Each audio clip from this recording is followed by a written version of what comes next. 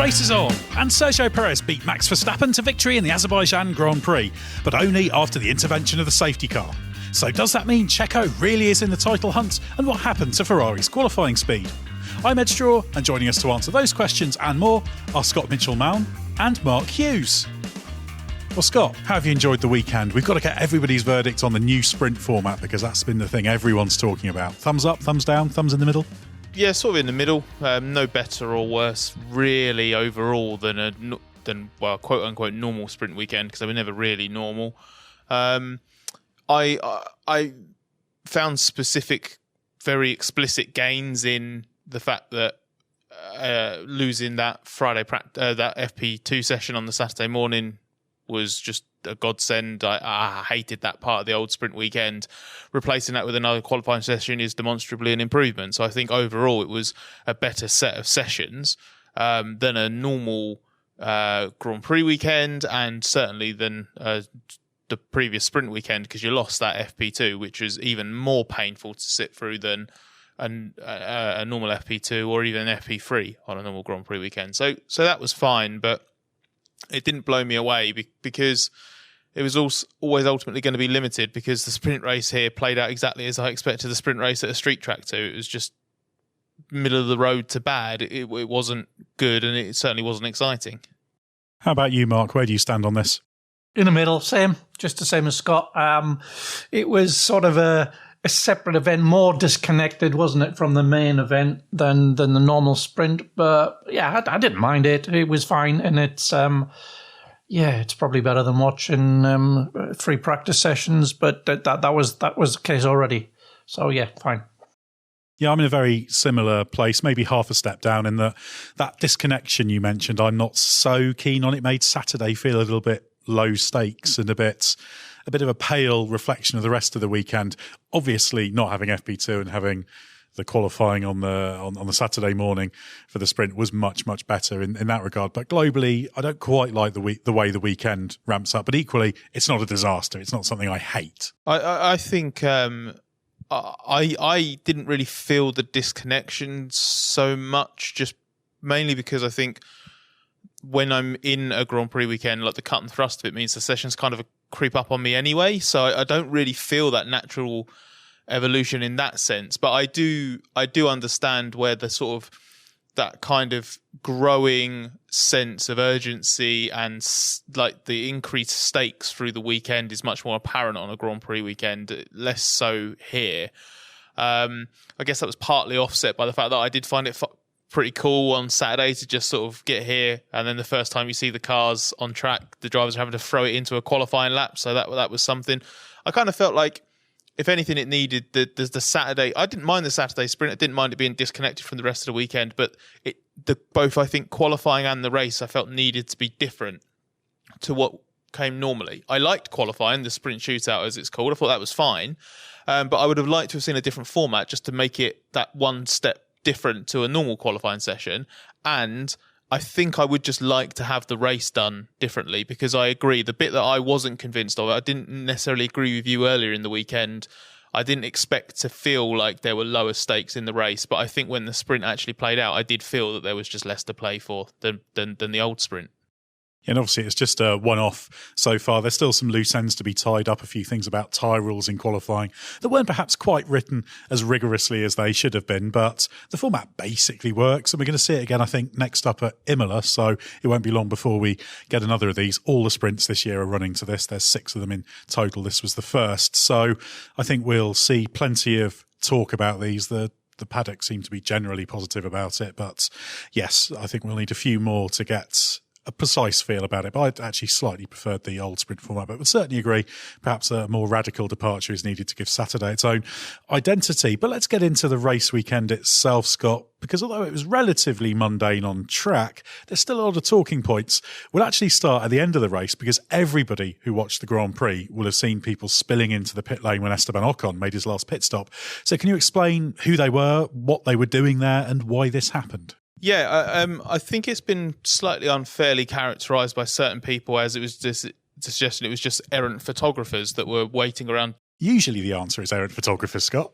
But I think it's unfair because the suggestion is that they were kind of just almost an implication that they were breaking the rules because they were desperate to get a certain shot or something like that. But I think there were photographers sort of around that area, but there were other media as well. I think presumably there were some TV cameras and TV personnel there, and there were FIA and F1 personnel, I think, setting up for Parc Fermé and the podium ceremony. That's what they were doing. It's the usual congregation, basically, that appears in a live pit lane, which is pretty astonishing, in the final lap or so of the Grand Prix, because basically 99.99% of the time, no car comes into the pit lane at that point. They can get ahead and make sure that everything's set up for when the cars come in at the end of the race. Of course, that 0.001% or whatever has actually manifested itself twice in 2 races now, having happened in Australia as well. So basically what happens is you have this crowd of people that are there, and in this case they were spilling over into the fast lane. I think there's even like a little temporary barrier that had been set up, which I guess guides the cars into the Parc Fermé area or wherever they're wanting to sort of place the cars at the end of the race.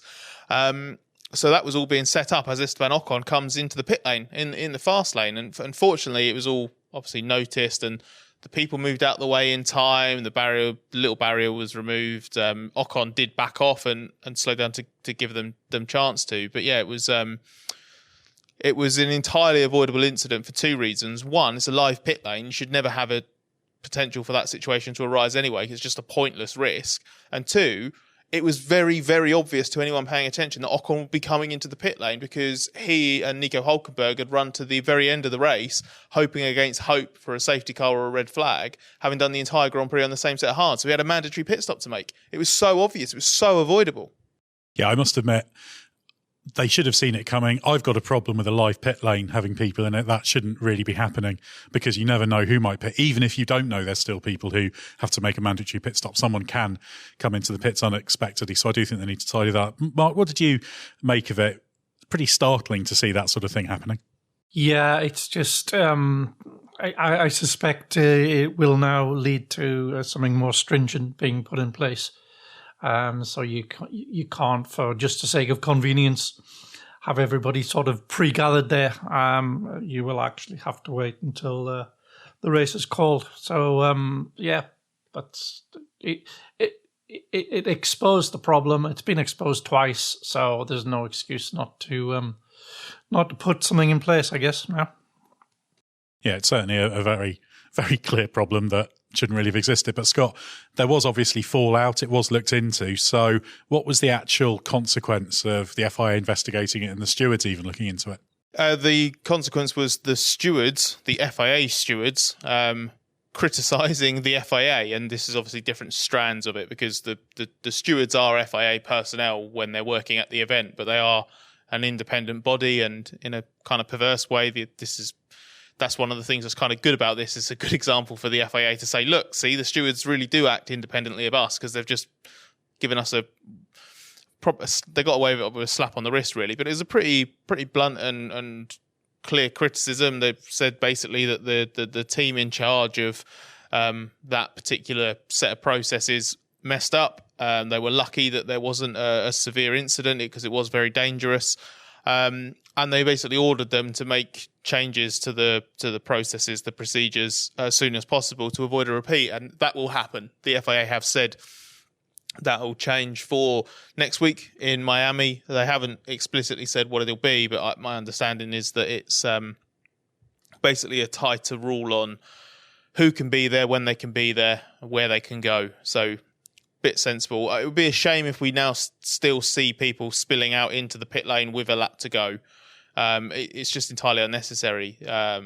We spoke to one of our photographers who said that there should be enough time, even if you did it when the final car takes the checkered flag, there should be enough time for everybody to get into position. So no excuse, really.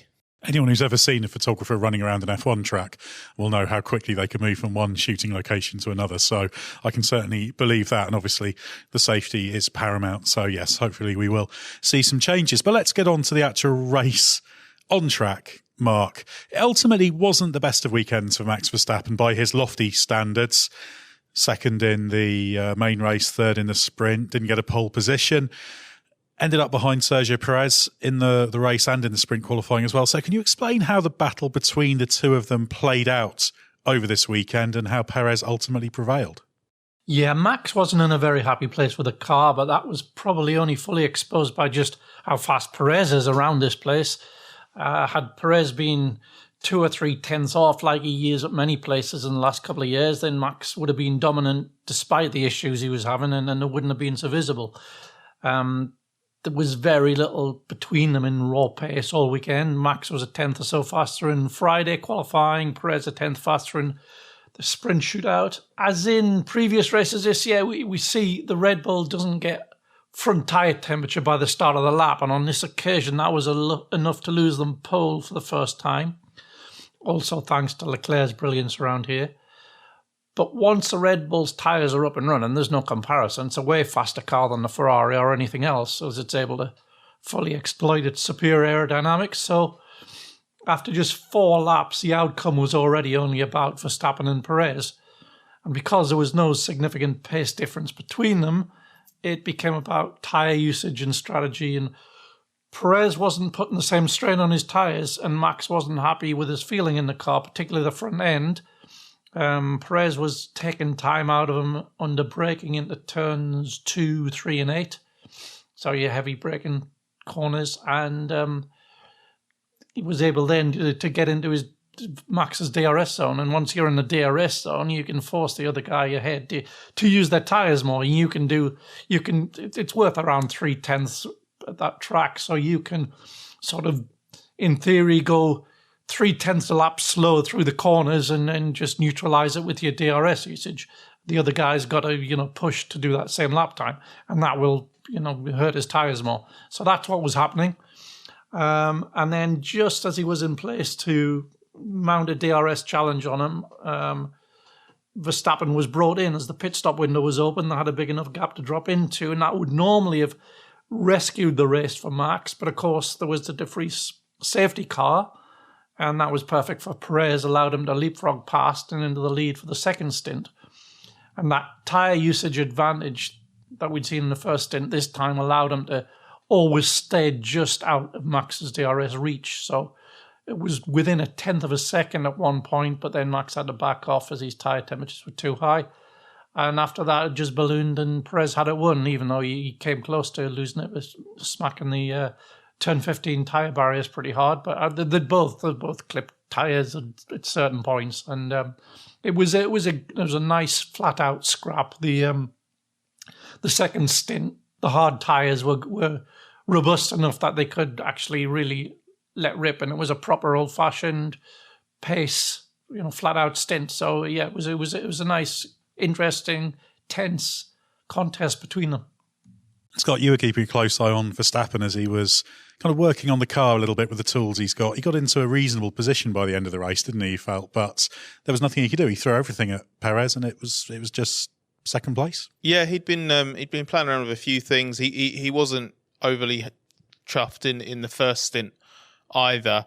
What was interesting in the first stint, just before Red Bull brought him in, and because Perez had taken a chunk of lap time out of him, is that Verstappen had actually had a bit of feedback saying that his rear slip had been was slightly better than Perez's, and the suggestion was that Perez was pushing a little bit harder at a couple of entry points. So the implication from that was that actually Max was in a slightly stronger position, but then all of a sudden seemed to bleed a bit of lap time, and Perez was on him, and Max later admitted that he hadn't really pushed as hard as he probably could have done. And I think that's what sort of led to that situation Mark was explaining, where Perez was able to get within the DRS zone, which obviously within DRS range, which obviously gave him the opportunity to sit in Verstappen's wake and put the pressure on. And that was the crucial difference in the second part. Verstappen never got within DRS, did he? So he couldn't put the pressure on in the same way. He was just far back enough to be almost struggling in the dirty air without gaining, and obviously gaining it with a toe, but not gaining enough to get into DRS range and then actually use the DRS. So he's scrabbling around, changing settings on the steering wheel. I think he did some B-bow changes. He was given the option to have I think it was a change in the diff setting, the mid-corner diff setting around the entire lap, or I think he had a specific toggle that he could have used for a certain point. Oversteer at different points, understeer at different points, just really unhappy with the balance of the car. And I think he was just uncomfortable in a way that Perez wasn't. And it was really only until those final 10 laps where Verstappen felt he really got a handle on it. And that is sort of when he chipped away again and brought that gap down. But it was too little, too late. I know that this wasn't, we had this conversation mid-race.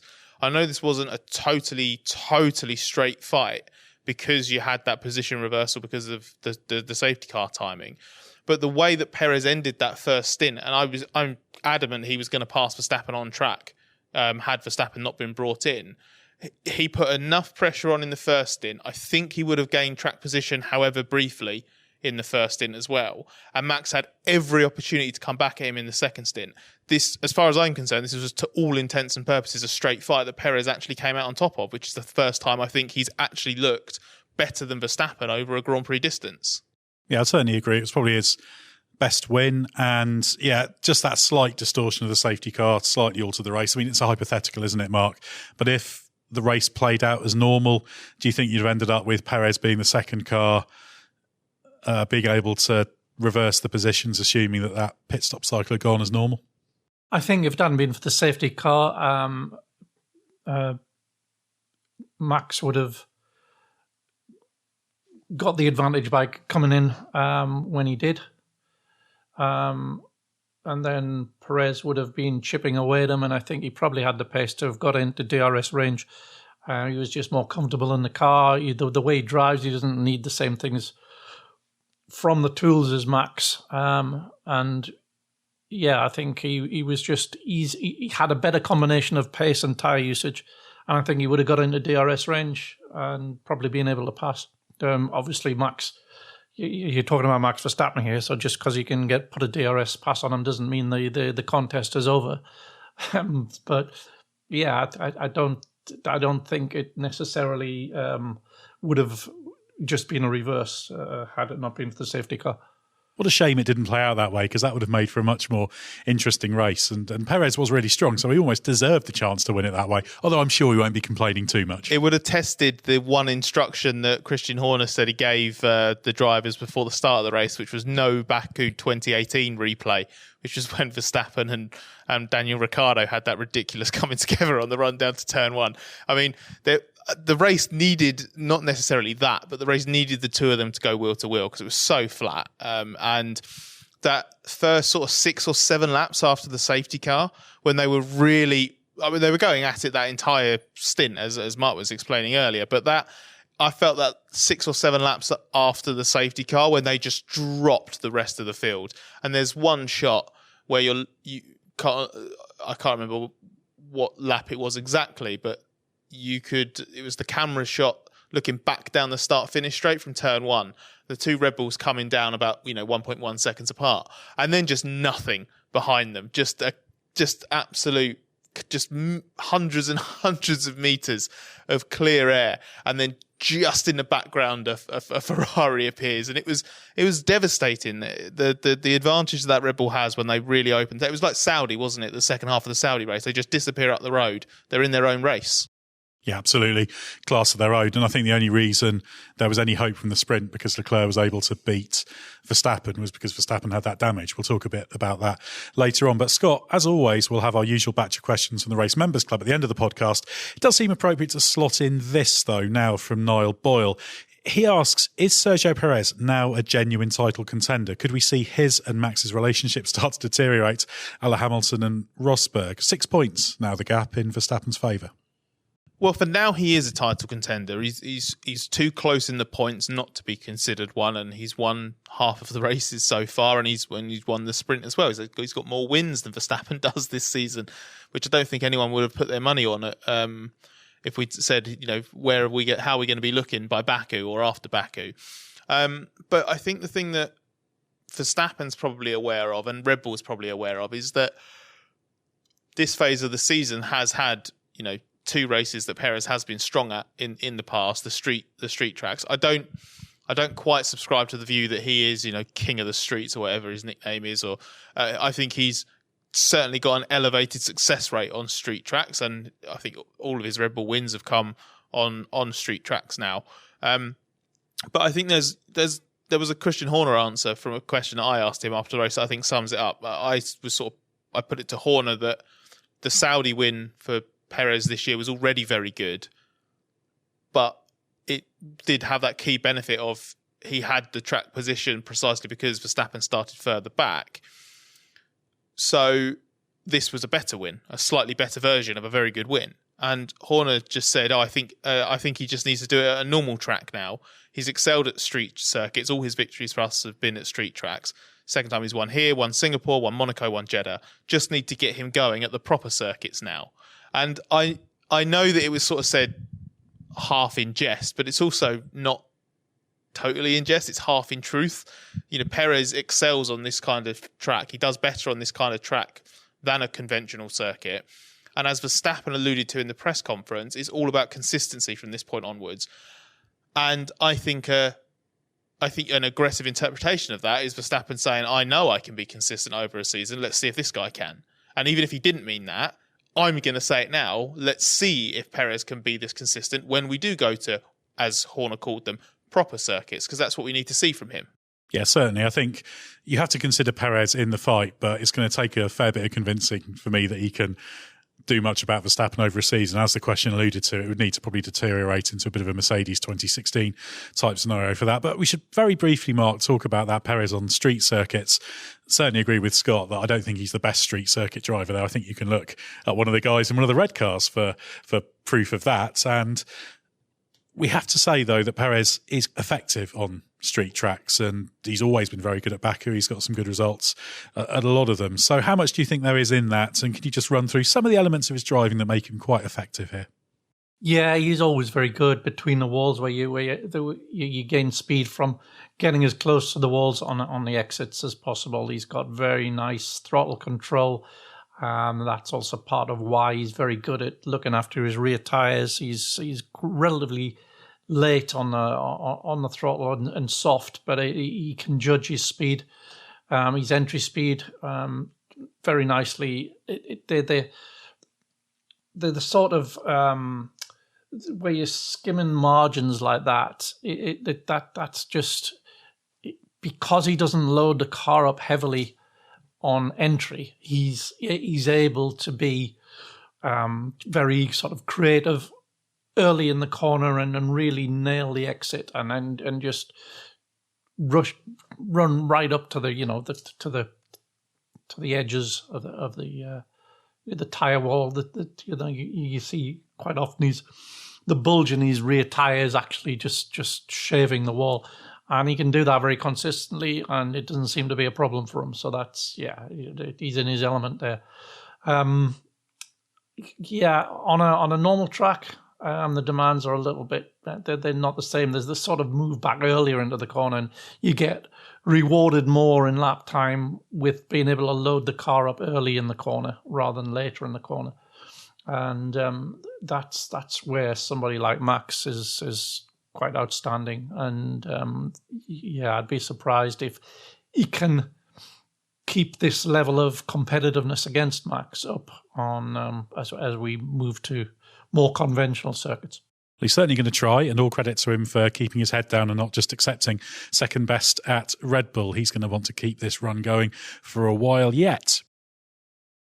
Scott, let's move on to Ferrari. Charles Leclerc was on inspired form, a couple of pole positions, second in the sprint, third in the Grand Prix. Are you declaring Ferrari's back?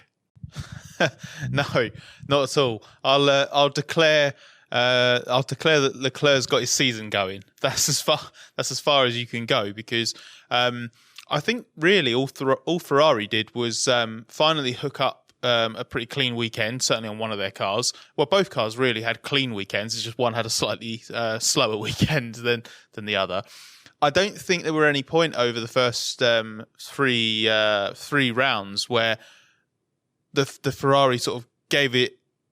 We ended the weekend with the result that the Ferrari should have had, because Bahrain was obviously the most complete performance-wise, but then Leclerc didn't finish the race because of the problem. So I think there was genuinely something in that once Ferrari hooked it all up, they might be sort of second or third quickest. If they did a very good job, it might be circuit dependent, but they're in that mix with Aston and Mercedes. They're not miles behind in fourth or whatever. So I think there was that. And then there was obviously some specific elements this weekend that contributed to them. The way the Red Bull works its front tyres, the fact that Ferrari does seem to be able to switch them on, and the nature of this track combines quite nicely.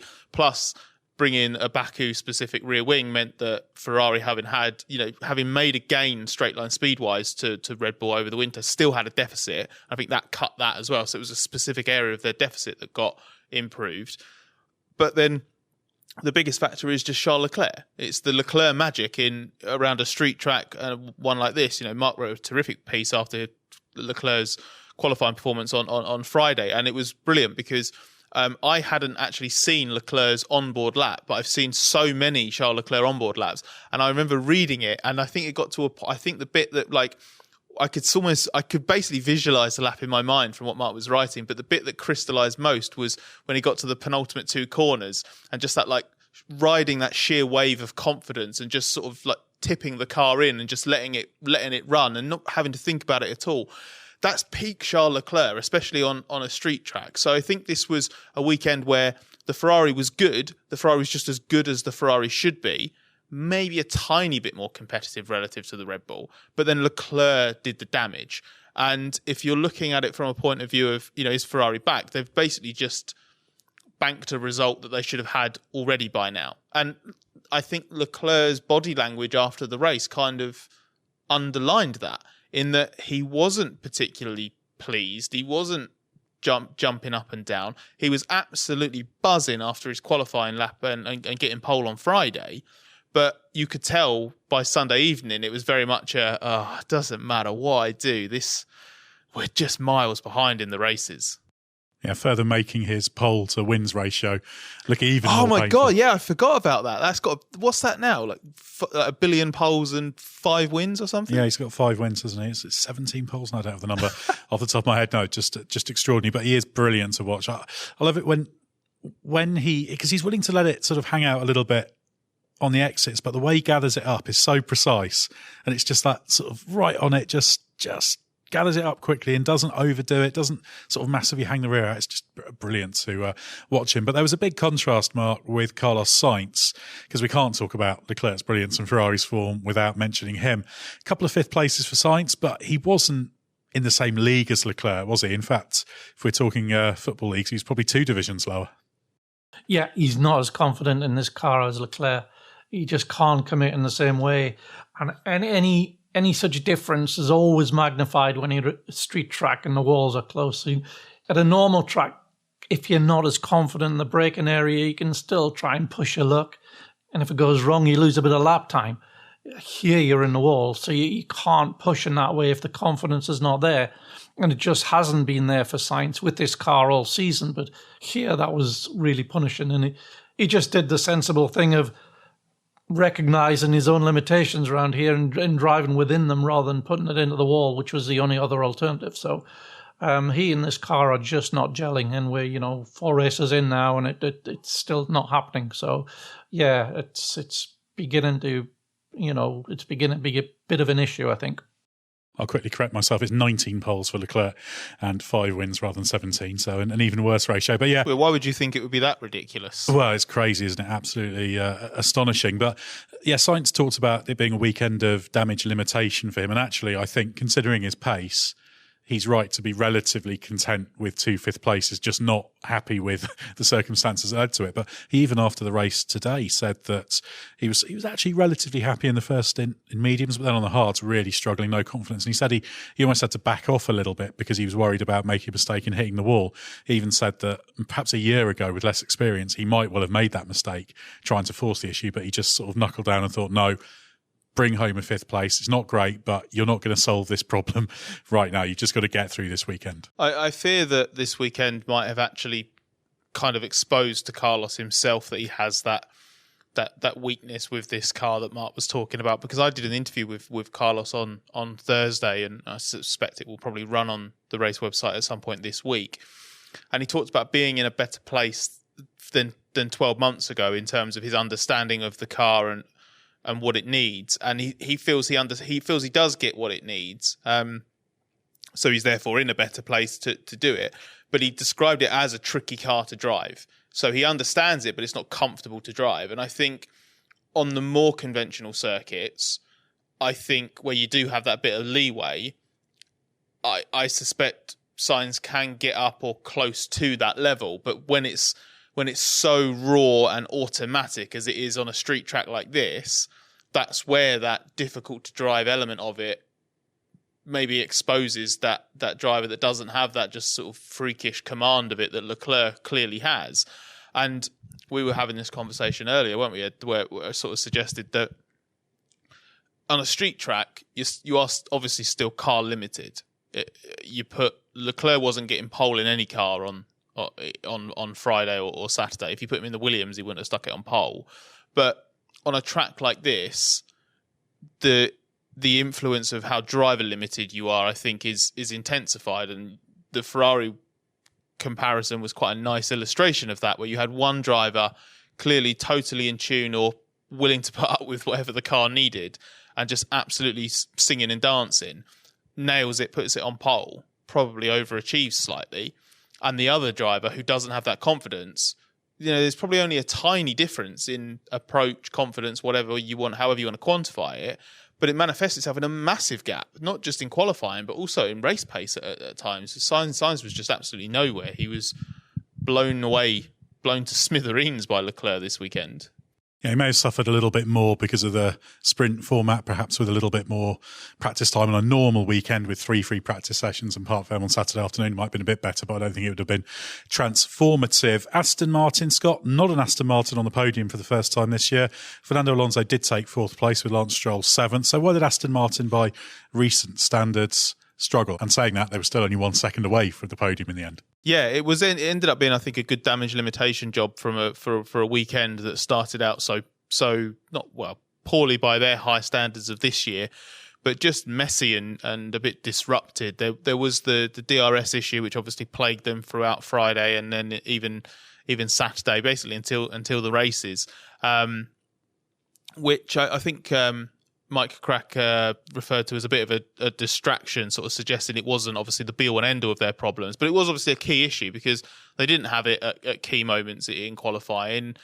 There was, I think he downplayed it a little bit in the end because there was a very, very, very clear calculation from the team, both in what the engineer told Alonso at the end of qualifying, what Alonso was saying on Saturday, and what the team seemed to be suggesting, that he probably should have grabbed 4th on the grid if he had everything working. And then he's got quite a different race. He might have even beat Leclerc. It's not necessarily likely because he could have found himself in exactly the same position as he did in the actual Grand Prix. But I think, yeah, like I said earlier, like the Ferrari was just maybe in its more natural position here, or certainly more in the ballpark. And when that happens, it's small differences will be the difference between Aston being on the podium or Ferrari being on the podium. So I don't think they had some grand weakness that was suddenly exposed in the car this weekend. I think they were about where they probably should be. It's just they slightly underperformed, and the first non-podium of the season was the result of that. Yeah, and that DRS problem was primarily an aero problem. It was a new rear wing for them. They did get it sorted by the time they got to the sprint race, but it certainly didn't help them in qualifying. I might ask Gary Anderson about that in the upcoming episode of the Race F1 Tech Show. Mark, let's talk a little bit about Mercedes now, but I think first we've got to talk about that Verstappen versus George Russell contretemps in the sprint on the first lap. What did you make of Verstappen's reaction to that? Did he have a point? No, he didn't have a point. You're on the outside. You're the vulnerable one. You can sit it out and hope the other guy's got enough room, but it's not in your hands. It's lap 1. The brakes and tyres are cold. George has stuck his nose up the inside and has been unable to then keep out the side of the Red Bull. As for Max's reaction to it, it's just competitive adrenaline, isn't it? I don't have a problem with that, but that's not the same as agreeing he has a point. It's just racing. George was looking to capitalise on that first lap. It's an opportunity he's not likely to get again if he doesn't make it work on lap 1 because he's in a slower car. So as the pack's all hustling for position and everything's a bit mixed up, that's his only opportunity. So, we saw early laps in Australia. Max didn't sort of let that get to him, really. He knew he had a much faster car, and George threw it down the inside into turn 1, and then Lewis did the same into turn 3. And he's quite calm about it, Max, on that occasion, and he just reasoned quite logically, well, yeah, okay, whatever. I've got a way faster car in the DRS, and I'll just get you later on. You're in a sprint, so you're not going to get necessarily as clear-cut an opportunity as that because it's a short race. But maybe it would have been, better to look on it more like that. It's difficult to get out the way at such a narrow track with 2 or 3 abreast, but that's just how it can play out, and you can't really, you can't really blame the other guy who has just been sort of nipped in by circumstance as much as anything else. The fact that the Merc was a significantly slower car, that's not really any different from the other tracks we've seen this year.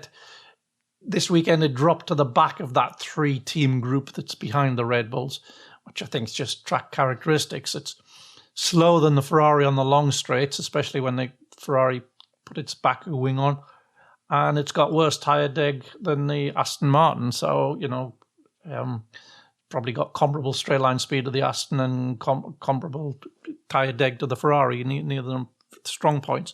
So I think as we go to different tracks, we'll see those 3 teams just bob, between them. We'll be up one and down in another place. That would make for a great battle at the front if Red Bull either wasn't there or was in the group, wouldn't it? It shows how these things can swing. If Red Bull wasn't there, people were saying, this is brilliant. It swings from one to the other.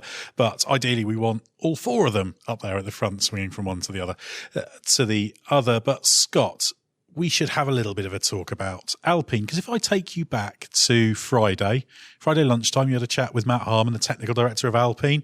He was very upbeat, wasn't he, about the upcoming upgrade, floor upgrade's the main centrepiece of that. A nice step for Alpine, good weekend ahead. So how did that crumble so spectacularly? It was remarkable. I don't think I've seen a weekend like it, a Grand Prix weekend like it for one team across both cars. It was...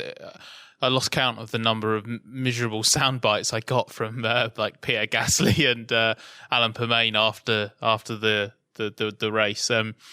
It snowballed out of control from FP1, where Alpine didn't do good enough job in getting the cars ready. That was partly from a setup point of view, but mainly reliability. They had a hose fail on Gasly's car, which is what caused the fire that we saw that ended his session. I think they had a gearbox build problem on Ocon's car, so he ended up staying in the garage as a precaution. So I think they managed, 15 laps between them in the only practice session for the entire weekend. After which you're into Parc Ferme. So your Permain didn't take too kindly to me asking sort of how much guesswork then went into the setup. I did say, compared to a normal weekend, I wasn't suggesting that they just went, let's just do this. But there was an element of guesswork in the setup, and they didn't get it exactly right. No, exactly. They got it wrong. They then managed to continue through the weekend. So Gasly had his crash had a crash in qualifying after Alpine had managed to rebuild the car. And on Ocon's side, they discovered a significant amount of plank wear, which they basically would have clocked sooner if they'd had both cars running more in free practice. So after qualifying, I think this was at some point on Saturday, they realised they had to change the setup of Ocon's car, change the ride height and maybe some other elements, which meant he had to have a pit lane start for both the sprint race and Sunday's race. So it really was just an absolute nightmare from start to finish. Unsurprisingly, after all of that ended in no points. I think all of the messes and like the big headline items like the fire and the crash and the pit lane starts kind of disguised the fact that then when the car did run in the races, it was pretty slow because they didn't have the setups right. So it was just an absolute disaster. Gasly said nobody enjoyed that weekend, and they were quite scathing of themselves, very much. We cannot let this happen again because we have just not done a good enough job from start to finish here. It's such a funny situation for Alpine, isn't it, this year? Because they've got a car that's, in fits and starts, been genuinely quick, but they've only managed to come away with 8 points so far in 4 races. I did think they might deserve a little bit of luck in the race. Obviously, Ocon ran long, so did Nico Hülkenberg in the Haas, and because they'd started on the hards, they had to stay out when the safety car came out, and then it just came down to sitting there and hoping that a safety car, or ideally a red flag, was to come, and then the laps counted down. So that was why Ocon did that last lap pit stop. But I thought it was appropriate for their endeavours to be rewarded with that little slice of luck, perhaps, with something happening, but it wasn't to be, and Ocon finished last on the road. But yeah, really, really difficult weekend for Alpine. But they do remain upbeat about the potential of that car, and I think we'll start seeing some big results from them fairly soon and reasserting themselves as a strong midfielder, certainly in terms of the final results, which haven't really been forthcoming. Well, as has now become traditional, we'll finish off with a blast of questions from the Race Members Club. To find out how to support the race and get all sorts of members' perks, including the chance to ask us questions for our Grand Prix review podcasts, head to our website and click on Join the Race. Our first question is from Sean Murphy, which will aim at you, Mark. Sean says, I'm wondering if you could explain the difference between the Verstappen-Russell incident in the sprint and the incident between Verstappen and Hamilton in Brazil last year. In both incidents, the overtaking driver had a significant portion of the car alongside, Russell less so, but only one incident was penalised. Is this solely down to first lap leniency? For what it's worth, I didn't see an issue with either incident.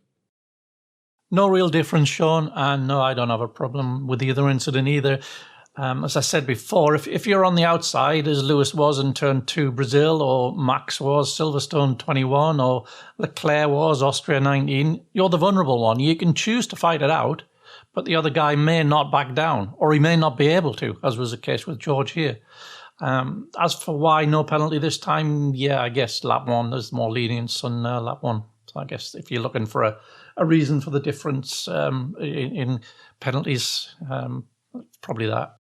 We've got a question for you, Scott, from Andrew Thompson on a related topic. It says, in Australia, Sainz locks up at the first corner and makes contact with the side pod of the car outside him that has left him room. In Baku, Russell locks up at the second corner and makes contact with the side pod of the car outside that has left him room. Why does one get a penalty that ruins his race and the other isn't even noted by the stewards? Well, beyond the basically repeating what Mark said, that I think first lap leniency comes into play here because it's the first lap proper of this race, and although it is the first lap of a full standing restart in Australia, whether it's a standing restart or a safety car restart, they don't treat first lap restarts the same as that of a Grand Prix, or at least they haven't historically. So that is a bit strange. I do think there's also slight difference in the two incidents, in that the Sainz Alonso one, like Alonso plays zero part in that incident happening. So Sainz is completely to blame for what happened in Australia, whereas in Baku, I think that was very much, if not 6-1, half a dozen to the other, it was sort of 7-5. Verstappen is, as Mark was saying, trying to duke it out around the outside. He's taking a risk. He has left a reasonable amount of room, but could have left a little bit more. He has also pinned Russell a little bit on entry, and then sort of left the space sort of after that almost. So yeah, it was just a racing incident. That's why I think. Whereas the first one, there was a clear aggressor. And the next question, which I'll take, from Jay Gannon, who asks, what is the perception from F1 about the sprint weekend? I'm hoping for a swift change to this format, as it just didn't work. It felt incredibly disconnected and not worth watching. Well, we gave our opinions at the start, but in terms of the F1 paddock, there was sort of reasonable positivity. Some drivers didn't like it. Max Verstappen continues to criticise it. Some drivers said it'd be quite nice if it allowed a 2-day weekend in terms of the on-track activity. Don't think they're going to get that, given the promoters quite like the extra day. Obviously, there were concerns about the fact that the racing wasn't spectacular this weekend, but also a recognition that's more about the cars and the competitive spread and various other factors beyond the format. I think there's a resignation among those who might not like it and a realisation among those who support it that it's probably here to stay in one form or another. The sprint may continue to evolve a bit, but we're going to be left with this format for probably the remaining 5 sprints this year, very possibly next year with more of them. So I think it's more a question of fine-tuning is the feeling rather than transformation. But I think some drivers don't like the kind of luck nature of it. I think they'd like one more practice session or something, or just not to go so immediately into it. But then again, it's the same for everyone. I quite like them going straight into qualifying on Saturday morning, actually. I thought that was an interesting little challenge. So it's sort of a mixed bag, but generally positive. But I think they also feel they need to be positive to not talk the product down as well. Mark, a question for you from Matthew Restino, who says, with the sprint point scorers being the top 8 in the championship, is it likely the 6 sprints will exacerbate the gap between the haves, Mercedes, Ferrari, Aston Martin and Red Bull, and the have-nots? Similarly, with the sprint shootout, will it be a case of a few minor position changes compared to the main qualifying and Grand Prix? The old adage of doing the same thing and expecting different results comes to mind. Yes and yes. I mean, you get points for the top 8 in the sprint, and that's 2 cars each from the 4 fastest teams, which are quite clearly well clear of the 5th fastest team. So yes, that's just gonna keep notching up. And the shootout. We did see a few changes, didn't we? Because the track was quite different. It was a lot hotter. It was about 1.5 seconds a lap slower, and some adapted to it better than others. And we saw the Red Bull drivers. They swapped around and minor changes. And but you're not going to see something fundamentally different. But you're not going to see something fundamentally different from one track to the next in terms of the qualifying hierarchy. So yeah, it's just how it is, isn't it? Next up for you, Scott, from Joe Andrews. Should Carlos Sainz be fearful of Ollie Behrman? If Behrman wins an F2, surely Ferrari will have to find him a drive to stop AlphaTauri getting their hands on him, as they would be able to offer a seat, it seems. Surely we could have a Leclerc-Behrman pairing in 2025 or 2026. Ollie Behrman, of course, won both F2 races this weekend. Yeah, he's obviously a very talented young driver, and I think Ferrari rate him quite highly, and rightly so. But I don't see him being a contender for a Ferrari race seat, certainly not in the short or medium term. Even Leclerc, who was not to do Ollie any disservice at all, but I don't think Behrman's quite on Leclerc's level as a junior prospect. Even Leclerc had to do an apprenticeship at Sauber and then absolutely smash it at Sauber, twinned with an ailing Kimi Räikkönen, sort of fading towards in the twilight stage of his career, taking up a seat at Ferrari. So there was a sort of natural changing of the guard opportunity there. I don't really see any evidence that Ferrari would see a significant upgrade on Sainz. If anything, Sainz performing like this, where he's clearly capable of being a strong second car, but not being strong enough to cause Leclerc any problems, is actually perfect for them, because it gives them the de facto number 1, number 2 driver that they're not going to actually enshrine in reality. So I think Sainz is fine. Although if those rumours about Audi being interested in Sainz for 26 turn out to be true, then maybe there'll be a vacancy for Behrman after all. Yeah, well, certainly if he keeps doing what he's doing, he's going to come into conversations. But yes, a drive for the Ferrari main team is going to be very, very difficult to achieve. But not impossible. He is in their stable after all. Next question from Christopher Parrott, which I'll take, who asks, what prevented Williams taking advantage of its slippery car? I was expecting the long front straight to play right into their hands. Well, I'd argue that it did, because the Williams was quick this weekend. It just didn't really play out for them. Alex Albon in the main qualifying session would have made Q3, but he had that little rear snap while going around the outside of Carlos Sainz, who's a little bit distracted about it. Sainz was out of the way, didn't do anything wrong, but that just little moment cost Albon in that first qualifying session. And then, of course, in the sprint shootout qualifying, Albon was 7th fastest, so he was leading the midfield. So that Williams had real pace. I think Albon will rue a little bit going for that gap on the first lap when he was up the inside of Piastri. I think he probably didn't realise Valtteri Bottas was on the outside as well. 3 abreast through that second turn's not going to work. And Albon got a little bit of front wing end plate damage from that, and that pretty much doomed his race. He made an early stop as well, so didn't get the benefit of the safety car that went against him, and he was buried in the midfield. But the Williams was genuinely quick and could have got some good results. 9th in the sprint as well, which was as good as could have been achieved. And if that had been the Grand Prix, that would have been 2 points. Yeah, and I also think people should remember that the Williams was genuinely quick in Melbourne as well. This was actually, I think, a broadly similar level of competitiveness to Melbourne. The car's clearly not just, a straight line speed merchant. It's okay through the corners as well. And I suspect there was also an element of they excel in a sort of lower drag setting, but everybody else kind of moved towards a lower drag setting here anyway. So if that's kind of your, that's the main arrow that you have in your quiver, and then all of a sudden everybody else has that arrow as well, then it's more of a straight fight, isn't it? Yeah, exactly. And they held up their end well. In another weekend, things work out a little bit differently, and I think they get some points. Of course, Logan Sargent had a slightly frustrating weekend into Q2 for the first time in both qualifying sessions, but of course crashed at the end of Q1 in one of them and couldn't participate in the sprints because they were repairing the car. So continues to be his peak's really good, Sargent, but hasn't quite strung things together as yet. Mark, a question for you from JK.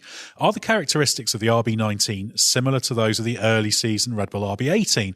And do Red Bull have the scope to develop it more in Verstappen's direction, given they don't have the low-hanging fruit of simply removing weight from the front of the car like they did last year? It's not really that similar. The early season RB18 understeered. This car doesn't really have that trait, but it doesn't have that extreme front-end responsiveness of the late season RB18. It's in the middle, and the way they've achieved it with a super stable aero platform, I don't see it being developed any differently. I think those traits will remain for the season, and I think it'll be a more it'll equalise the two driving styles of Verstappen and Perez probably more effectively. As we discussed earlier, you'd still expect Verstappen to be generally faster, but just because he is intrinsically a faster driver anyway. But I don't think that difference will be amplified in the way that it was with the late season RB18 and sort of disguised in the way it was with the understeering RB18. I think this is just a much more balanced car, which will remain pretty much the same through the season in terms of its general traits. Next up for you, Scott, from Rupert Stevens. What are you hearing of the success or otherwise of the McLaren upgrade? Their car was no further in front of Tsunoda's AlphaTauri than it was in Melbourne. I think that's probably a slightly harsh assessment, but one element of it is that the AlphaTauri is improved as well. The AlphaTauri is a much better car than we saw in the first couple of races. It had its own significant upgrade in Melbourne that did seem to work. Here, it had also the first opportunity to address its drag deficiency that it has this season as well. So the AlphaTauri was further improved and a much more competitive midfield prospect. I think the McLaren did have a nice step forward. They were talking about having maybe 2 or 3 tenths of a second that they might be able to gain over the course of the lap around here, and that is what I believe they feel was delivered on. Norris was hoping for a slightly bigger step in straight line speed. That hasn't quite happened, and McLaren has admitted that there are bigger gains that need to be made in terms of how draggy the car is. That it's a work in progress. We know that this is the first of probably 3 significant packages this year. The next one that's will come before the summer break. So it's a step in the right direction for McLaren, but it was never going to be the solution to all their problems. I think it's probably an upgrade package that allows them to fight more consistently at the front of the midfield, more like they were I guess in the end in Melbourne, but they were behind Alpine really on raw pace in Australia. We don't know what Alpine could have done this weekend on a clean one. So I'm interested to see how that upgrade goes in Miami, but I think McLaren's quite confident that it has at least made a decent step forward. Next up, a question I'll take from Thomas Knights. Since his very good drive to points in Bahrain, Valtteri Bottas seems to have spent most of the races last of the running cars. The car obviously isn't great, but how much of a surprise is it to see a driver of his class struggling so much? Well, I don't think he's struggling massively. He's been a little bit up and down, as he can be, but the Alfa Romeo isn't stunningly competitive. If you look at this weekend in the sprint, he was one of 2 drivers to start on softs. He made them last to the end, but no chance on the softs. Norris had to make a stop to change tyres because the way they were behaving, there was a lot of graining on the softs, which obviously not only causes grip problems, but also accelerates the overall deg as well. So I think he's doing all right. Zhou Guanyu, his teammate, has stepped up his game, and it's a little bit back and forth in qualifying between those two. So I think he's got a tougher benchmark than Joe was as a rookie last season. I think the main problem is Alfa Romeo are just struggling. They've got a car that has a little bit too much drag for its downforce level. They had a low downforce wing, as most did for this weekend, but the Alfa's not that competitive. I don't necessarily think Bottas is grabbing it by the scruff of the neck and trying to force performances out of it, but I think the main problem ultimately is Alfa's performance, and he ended up again in the main race this weekend on an odd strategy. He came in early to get onto the hards to try and gain position, and under the safety car he pitted again for hards because that was literally the only move they had left, and it wasn't a very good one. So they just took the fresh hards just in case that slightly extra range, it was only about 6 laps since he'd stopped, made a difference. So yeah, I don't think Bottas is doing terribly. I think it's mainly Alfa Romeo struggling, a bit of circumstances and a bit of Bottas normal variation. Next up, a question for you, Mark, from Giselle Mitten, who says, what is the realistic race pace gap between Red Bull and Ferrari, Aston Martin and Mercedes? Depends if you're talking of qualifying or race, because it's quite different. Or race pace gap. Oh, race pace gap. About 7/10 is how it looks as an average so far, which contrasts with about a 10.5 in qualifying. That's not because the others are good in qualifying, it's purely because the Red Bull's full potential can't be used in qualifying, because the very thing which makes it so fast in the race is what prevents it getting its front tyres hot enough in qualifying. So you only really see its potential once we're 2 or 3 laps into a race. But yeah, it's a very big gap. It is a dominant car. Scott, a question from Michael Griggs. How much danger is Nick de Vries in of being replaced, bearing in mind his experience in other series? Is he being found wanting, especially with how Tsunoda is performing in the other AlphaTauri?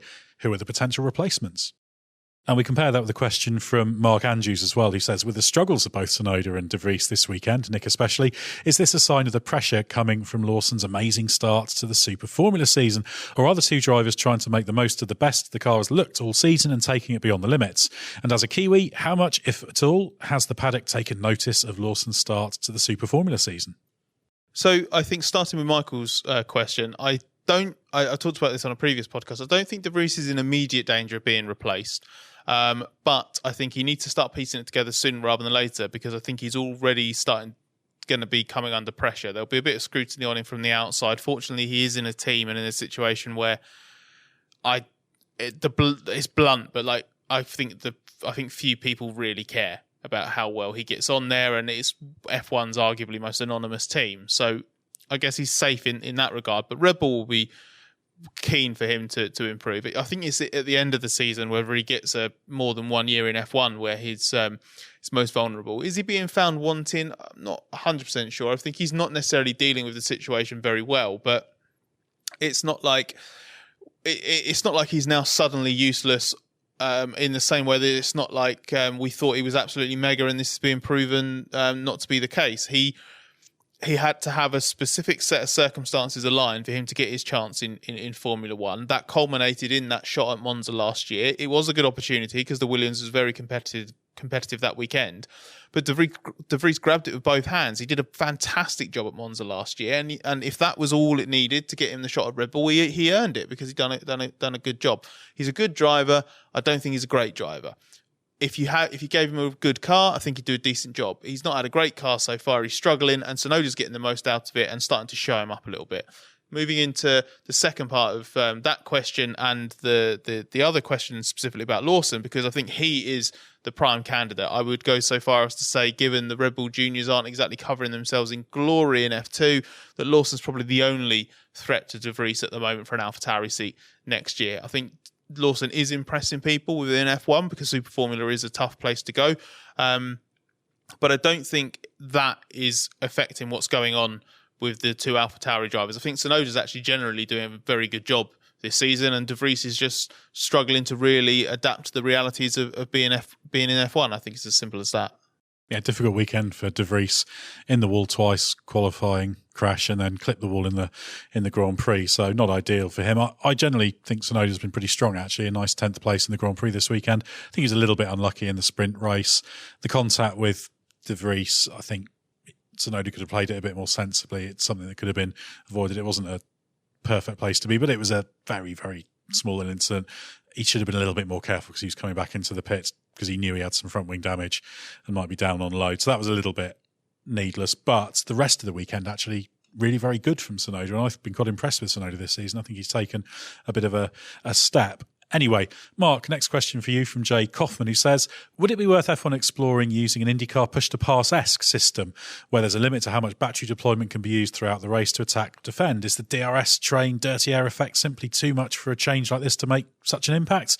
Obviously, I can't expect to make the racing quite as tight and hectic as Indy, but I've always appreciated the concept of 200 seconds of push-to-pass deployable in up to 20 seconds per lap, if memory serves. Yeah, I'm sure it'd be quite effective, actually. I just find it a bit artificial, a bit showbiz, and I think Formula One needs to tread that line quite carefully. That's no reason for it not to happen in the current environment. I mean, tight and hectic's quite in vogue at the moment, but that said, IndyCar is not as popular as you'd imagine it would be, given how entertaining it is. So I don't know how it would translate, but in short, yes, I think it would probably be reasonably effective, but I'm not convinced it's a direction Formula One would be wise to follow. And I think we should remember there is something vaguely in this ballpark engineered into the rules, because you can spend electrical energy at a greater rate than you can harvest it in terms of the amount per lap. So there's a little bit of that in there. That's why people run out of charge and have to build up after they've had an attack. You can run in a kind of a steady state basis with deployment and harvesting, or you can spend it. So that there is already some of that in there. Scott, final question for you from Andrew Thompson. There's a lot of debate about the sprint format, whether having it form the grid for the main race or be standalone is best, and how to encourage racing. Why not just make it entirely about entertainment and have a non-points fun race, a bit like BTCC with silhouette bodywork from the team's sponsor/engine manufacturer on a centrally run standard spec car, a bit like the old Pro Car series in the 80s. No conflict from drivers in other manufacturers' cars, no jeopardy for the main race or budget cap, a chance for drivers from lesser teams to show their skill in equal cars and just enjoy some fun racing. If someone could put that together, then I'd be absolutely all for it. But the sheer complex commercial realities of F1 and the way everything works, how it's just not possible, unfortunately. I mean, it'd be hard enough to get like one single exhibition race at some point during the season, let alone trying to implement it into the format. So no, it's a nice idea, but and it is a genuinely fun one. If it could only ever happen once in my lifetime, I'd love to see it. But I think it's a very, very, very long way from ever being able to be made a reality. They should do it a bit like that BTCC Masters race they did with the old one make Seats 2004, I'm going to say, at Donington Park. I was there for that one, getting all the super touring legends and get them to smash into each other. There was a bit of that in that race. But yes. Wasn't that inevitably won by Anthony Reid? I think it probably was, yeah. Yeah, it was good fun, though. Certainly it was very enjoyable. Yeah, great idea. But even with the idea engineering in the avoiding of commercial clashes in terms of the cars not being identified with any manufacturer and could be aligned with your own sponsor or whatever by the silhouette body, I think there's a lot of things in the way of that. But it's an absolutely brilliant idea, so somebody should try and make it happen. But yeah, I think any kind of extra race on a regular basis is going to be something akin to the sprint.